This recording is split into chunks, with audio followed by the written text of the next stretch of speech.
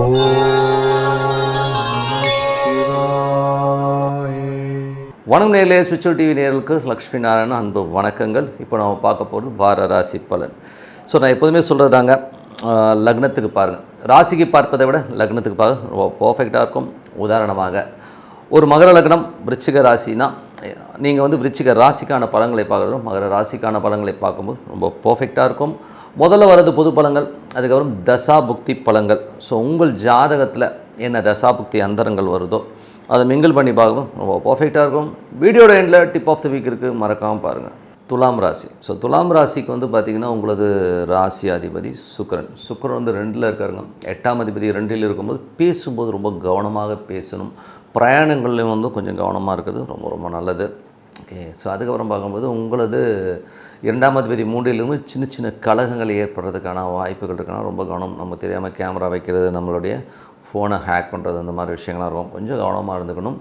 அதுக்கப்புறம் பார்க்கும்போது 3ஆம் அதிபதி.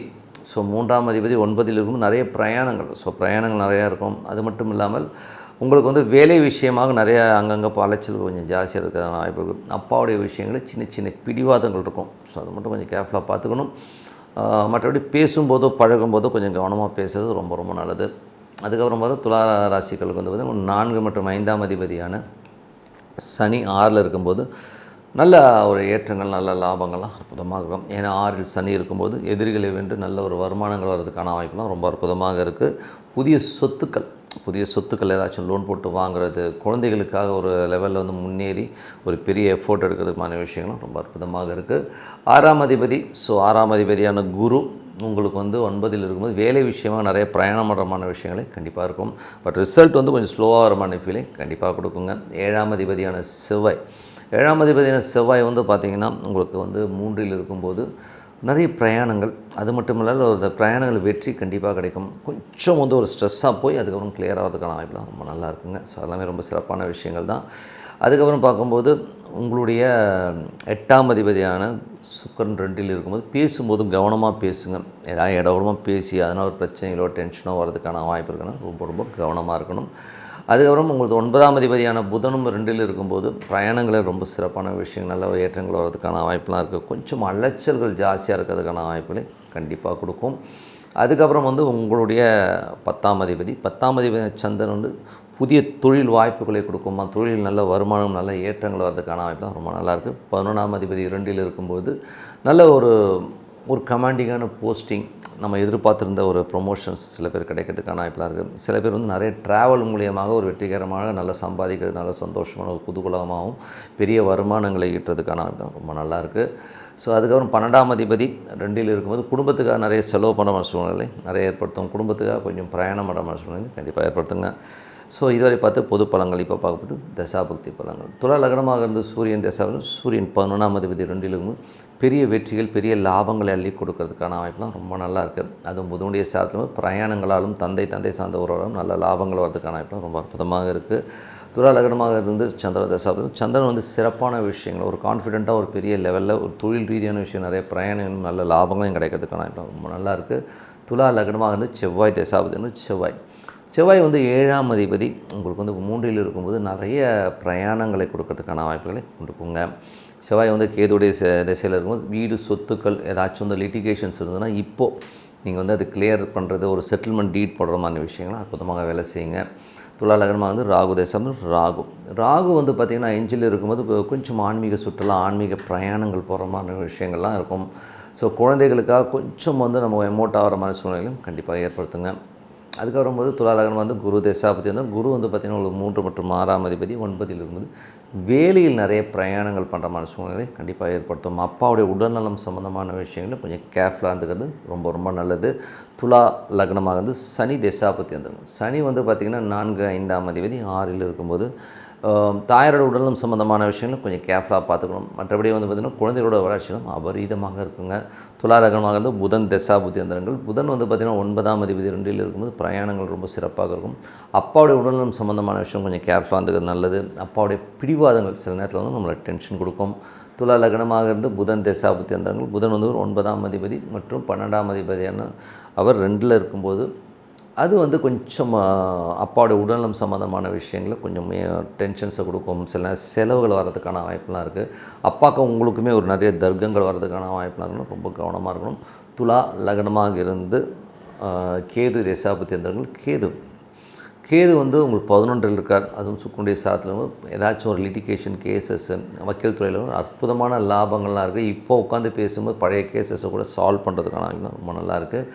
அதுக்கப்புறம் துலா லக்னமாக இருந்து சுக்கிர திசாபுத்தி சுக்கிரன் 2 இருக்கார். 8ஆம் அதிபதி 2 இருக்கும். பேசும்போது ரொம்ப கவனம் தேவை. குடும்பத்தில் தேவையில்லாத ஒரு சஞ்சலங்கள் ஒரு வாக்குவாதங்கள்லாம் வர்றதுக்கான வாய்ப்பு ரொம்ப ரொம்ப கவனமாக இருக்குது. ரொம்ப ரொம்ப நல்லதுங்க. ஸோ என்னை பொறுத்த ஒரு நல்ல ஒரு பிரார்த்தனை, மனதார இறைவனை பிரார்த்தனை பண்ணும். கண்டிப்பாக அடுத்த லெவல் வரதுக்கான ரொம்ப சிறப்பாக இருக்குது. இப்போ பார்க்க போது tip of the week. So tip of the வீக்கில் வாஸ்து உண்மையா அப்படிங்கிறத பற்றி தான் நம்ம பேச போகிறோம். வாஸ்து உண்மையானா கண்டிப்பாக உண்மைங்க. ஏன்னா வந்து என் லைஃப்பில் நான் பார்த்த வரை வந்து வாஸ்து வந்து ரொம்ப பர்ஃபெக்டாக உண்மையாகத்தான் இருக்குது. ஏன்னா நாங்கள் இருந்த வீட்டில் வந்து பார்த்திங்கன்னா முதல்ல ஒரு பழைய வீடு இருந்து ஒரு ஓடு வீட்டில் இருந்ததுங்க, மல்சரவாகத்தில் இருந்தது. ஸோ அதில் வந்து பார்த்திங்கன்னா எங்களுக்கு வந்து அந்த வீடோடைய அமைப்பில் வந்து பார்த்திங்கன்னா அவ்வளோ பர்ஃபெக்டாக வந்து ஒரு சின்ன வீடாக இருந்தாலும் அந்த வீட்டில் வந்தவங்க எல்லாமே ரொம்ப சாதாரணமாக, நாங்கள் வாடகை விடும்போதே அந்த வீட்டில் வந்து வந்தவங்க வந்து ரொம்ப சாதாரண லெவலில் இருப்பாங்க. ஆனால் அதுக்கப்புறம் போகும்போது பார்த்திங்கன்னா நல்ல வண்டி வாகனத்தோட ஒரு பெரிய லெவலில் வரவங்களாம் சொல்லுவாங்க இந்த வீடு ரொம்ப அதிர்ஷ்டமான வீடுன்னு சொல்லுவாங்க. அவ்வளோ ஒரு நல்ல வீடு அந்த வீடு. காரணம் அதோட அமைப்பு வந்து ரொம்ப அழகாக இருக்கும். ஏன்னா வடகிழக்கில் வந்து அற்புதமாக ஒரு கிணறு அமைஞ்சிருக்கும். இந்த டாய்லெட்லாம் வந்து பார்த்திங்கன்னா பர்ஃபெக்டாக எங்கே இருக்கணுமோ அங்கே அந்த இடத்துல வந்து ரொம்ப பர்ஃபெக்டாக அமைஞ்சு எந்தவித ஒரு டிஸ்பியூட்டும் இல்லாத ஒரு ஏரியாவில் தான் அந்த வீடு அமைஞ்சுது. பட் அது இடம் வந்து கொஞ்சம் பெரிய இடம், நீளமாக இருக்கும்போது என்ன ஆகிடுதுன்னா அது வந்து நாங்கள் ஒரு புது வீடு கட்டுறோம். ஸோ புது வீடு கட்டும்போது என்ன ஆகிடுதுன்னா அப்போது நமக்கு வந்து வாஸ்துனால ரொம்ப சின்ன பையனும்போது நமக்கு அந்த வாஸ்துவை பற்றி பெருசாக தெரியாது.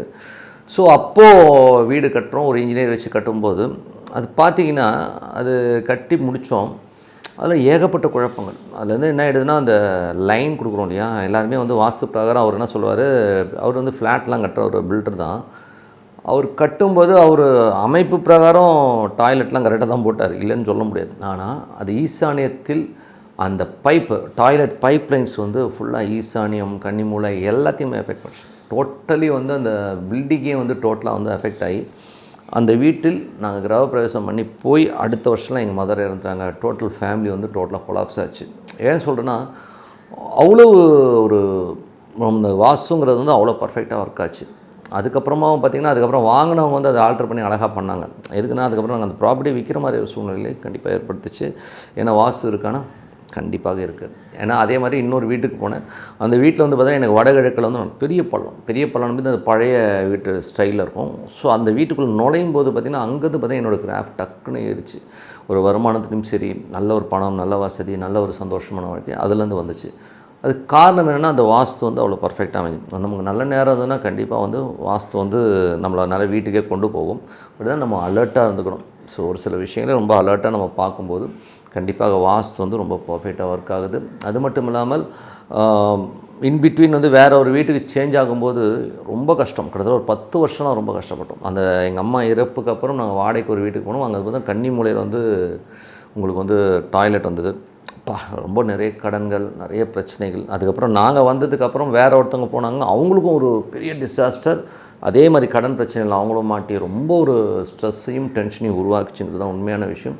ஸோ வாஸ்து உண்மையா அப்படின்னா பர்ஃபெக்டாக உண்மை. நம்ம எவ்வளோ செலவு பண்ணுறோம், வாஸ்துக்கு செலவு பண்ணுறது ரொம்ப ரொம்ப முக்கியம். அது மட்டும் இல்லாமல் அளவுகள் ரொம்ப முக்கியங்க. ஆக்சுவலாக வந்து வாஸ்துவில் வந்து அந்த ரூமோட அளவுகள் ரொம்ப முக்கியம். அதே மாதிரி வந்து கோஸ், இந்த மாதிரி கோஸாக இருக்கிறது இதெல்லாம் வந்து ரொம்ப ரொம்ப முக்கியம்.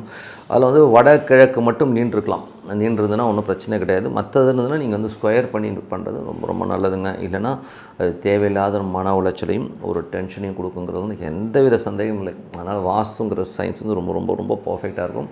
இது வந்து ரொம்ப சிம்பிளாக பார்க்கணும்னா வடகிழக்கு தென்கிழக்கு, அதாவது வடகிழக்கை வந்து நம்ம ஈசானியம் சொல்லுவோம், தென்கிழக்கை வந்து கன்னிமூலம் சொல்லுவோம். இந்த 2 இடத்துல டாய்லெட் வரக்கூடாதுங்க. இது ரொம்ப மெயினான ப்ராப்ளம் அங்கே தான் வரும். ஸோ டாய்லெட் பைப்ஸோ அங்கே கிராஸ் ஆகாமல் இருக்கிறது ரொம்ப ரொம்ப நல்லது. அதுக்கப்புறம் பார்த்திங்கன்னா பிரம்மஸ்தானம் அப்படின்னும். ஸோ பிரம்மஸ்தானம்ன்றது வந்து பார்த்திங்கன்னா வீடு கட்டுறீங்கன்னா வீடுக்கு மையம்னு ஒன்று வரும். So centre of the building, அங்கே வந்து பில்லர்ஸ் வராமல் இருக்குது ரொம்ப ரொம்ப நல்லது. அப்புறம் ஜென்ரலாக வந்து மேற்கு பகுதியில் வந்து உங்களுக்கு வந்து படிக்கட்டுகள் அமைகிறது ரொம்ப ரொம்ப நல்லது. அதுக்கப்புறம் வெயிட்டு எதுவுமே வந்து வடக்கு கிழக்கில் இல்லாமல் இருக்கிறது. இதெல்லாம் வந்து ஒரு ஜென்ரலான ரூல், ஓகேங்களா. வடக்குலேயும் கிழக்குலையும் வெயிட் ஏறாமல்னா ரொம்ப அதிகமாக வெயிட் இல்லாமல் பார்த்தோம். அதே மாதிரி அந்த இடத்துல வந்து கொஞ்சம் இடம் அதிகமாக இருக்கிற மாதிரி விட்டுட்டிங்கன்னா ரொம்ப நல்லாயிருக்கும். வடகிழக்கில் கிணறு அமையிறது நல்லது. பள்ளமாக வடக்கும் கிழக்கும் வடகிழக்கும் கொஞ்சம் பள்ளமாக இருக்கிறது ரொம்ப நல்லது. ஸோ இதெல்லாமே சயின்ஸாக நடக்குன்னா சூப்பராக ஒர்க் ஆகுதுங்க. அது ஜியாகிரபிக்கலில் வந்து சில பேர் வந்து அந்த மாதிரி இடத்துல போய் குடியிருப்பாங்க. அவங்க எக்கனாமிக்கல் ஸ்டேட்டஸ்லாம் வந்து வேறு லெவலில் முன்னேறதெல்லாம் கண்டிப்பாக பார்த்துருக்கோம். அதனால் வந்து வாஸ்து உண்மையான கண்டிப்பாக உண்மை. யாராவது வீடு கட்டிங்கன்னா நல்ல வாஸ்து நிபுணரை வச்சு பாருங்கள். அதுக்கு செலவு பண்ணுறது தப்பே கிடையாது. ஏன்னா ஒரு பர்ஃபெக்டான வீடு அமைஞ்சிச்சுன்னா அதுக்கப்புறம் குடும்பம் இல்லை, எத்தனையோ ஒரு பரம்பரையாக நீ வாழப்போகிற வீடு அற்புதமான வீடாக வாழ்த்துக்கள்னு சொல்லிட்டு உங்களிடம் விடைபெறுவது உங்கள் லக்ஷ்மி நாராயணன். நன்றி, வணக்கம்.